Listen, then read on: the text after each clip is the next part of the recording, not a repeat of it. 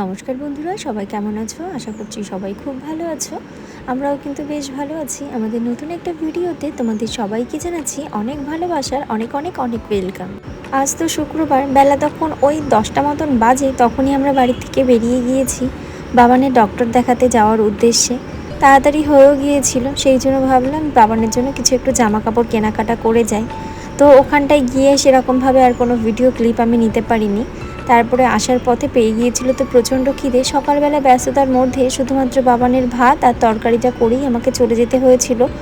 সাথে বাবানকে একটু আলু সেদ্ধ আর একটু ঘি দিয়ে খাইয়ে নিয়ে গিয়েছিলাম। আসার পথে পেয়ে গিয়েছিল প্রচণ্ড খিদে, তো একটা কচুরির দোকানে দাঁড়িয়ে খেয়েছি। বনগাঁতে খুব ফেমাস একটা দোকান ওইটা। তারপরে আসার পথে আবার বাবানের বাবা বললো একটা লস্যি খাও, তো সেইটাই নিয়েছি। ওর বাবার একটু কাজ ছিল, সেইটা করতেই গিয়েছে। আর বাবান আর আমি এদিকে রয়েছি বসে গাড়িতে। তো বাবান ভাবলো একটু খাই, তো ওকেও দিয়ে দিলাম একটু। এই বাবান, এই গাড়িটা কাদের গাড়ি? এই গাড়িটা, এই সামনে এই গাড়িটা কাদের? কার গাড়ি ওটা? তাই আমি এই গাড়িটা দেখে আমি চিনতে পারিনি যে এটা মানে আমাদের গাড়ি, বাট ও ঠিক চিনতে পেরে গেছে যে এটা কাদের গাড়ি। ও ঠিক চিনতে পেরে গেছে, ওর ভুল হবে না। যাই হোক, তারপরে বাড়ি চলে এসে স্নান টান করে খাইয়ে দাইয়ে তো নিয়ে নিয়েছি। তারপরে গিয়েছি ছাদে, গিয়ে জামা কাপড় কিছু মেলা ছিল। তার আগেই দেখি শ্বশুরমশাই তুলে তুলেছি। তো এইদিকে অবস্থাটা দেখো শুধু। রান্নাঘরের ওইদিকে আমি তখন জাস্ট এখানটায় দাঁড়িয়ে রয়েছি জামা কাপড় তোলার জন্য। পুরো যশোরের ওখান থেকে এত হাওয়া, মানে সে হাওয়ার কথা এখন না বললে পারছি না, মানে সে বোঝানোর মতন না।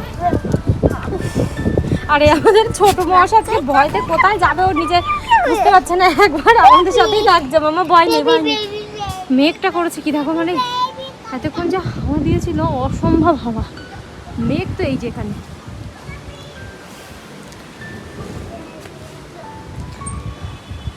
অসম্ভব হাওয়া দিয়েছিল, সেই ঝোড়ো হাওয়া এখন নেই বলতে গেলে। ওই দেখ পিদিরা,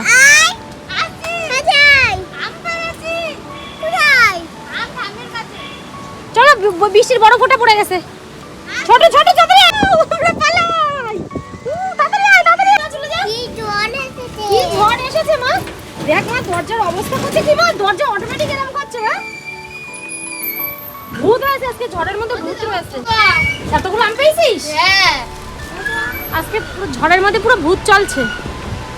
আকাশের মেঘটা উড়ে যাচ্ছে খালি। Just see and imagine baby. বাবা, প্রচণ্ড পরিমাণ ঝড় হয়েছে এই দিকটাতে, বিশেষ করে যশোরের সাইডের দিক থেকে তো প্রচুর গাছপালা মনে হয় ভেঙে পড়ে গিয়েছে। আর আমাদের এখানে এত ঝোড়ো হাওয়া দিয়েছে, শাশুড়ি মা বাইরে রান্না করছিলেন, সেখানে টিন পর্যন্ত উড়িয়ে নিয়ে চলে যাচ্ছে। মানে বুঝতে পারছো, এত ঝোড়ো হাওয়া প্লাস ঝড় তো পরে গিয়ে হয়েছে, আবার পরে গিয়ে বৃষ্টিও হলো। তো যাই হোক, এবার চলো দেখাই বাবানের জন্য কি কি কেনাকাটা করেছি।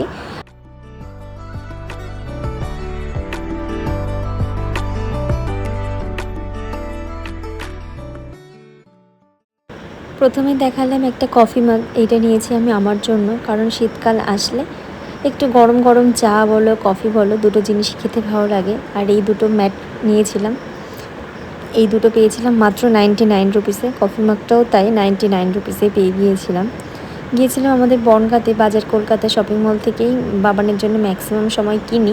মানে কাছে পিঠে আমি যখন একা যাই তখন ওখান থেকেই কিনতাম, আর বাবানের বাবা আসার পরের থেকে হাবড়ার থেকেই কিনতাম। আজ যেহেতু গিয়েছিলাম ডক্টর দেখাতে, তো আমারও কিছু প্রয়োজনীয় জিনিস কেনা ছিল। নিয়েছি একটা জয়ের শ্যাম্পু আর নিয়েছি একটা জয়ের বডি ওয়াশ।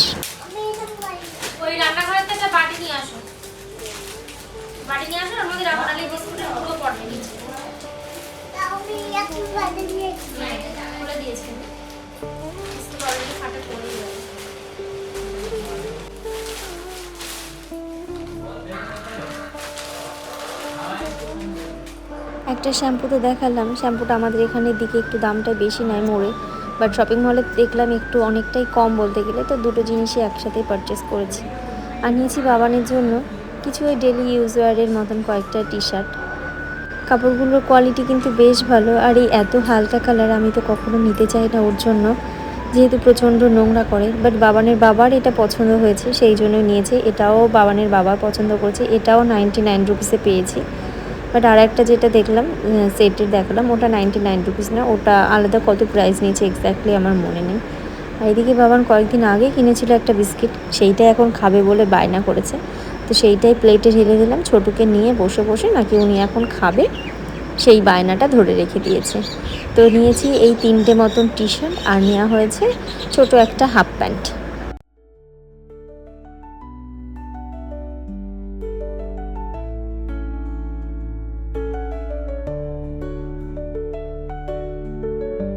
আবার সমস্ত কিছু ভাঁজ করে রাখলাম, ভাঁজ করে এখন প্যাকেটেই রেখে দেব।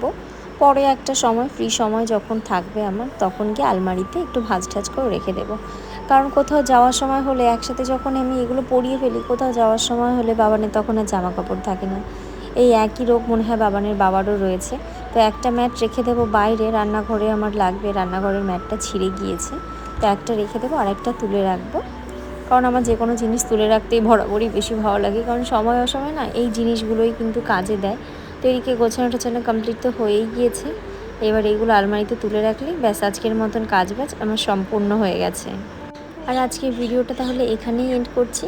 সবাই ভালো থেকো, সুস্থ থেকো, সাবধানে থেকো। দেখা হবে আবার নতুন একটা ব্লগে।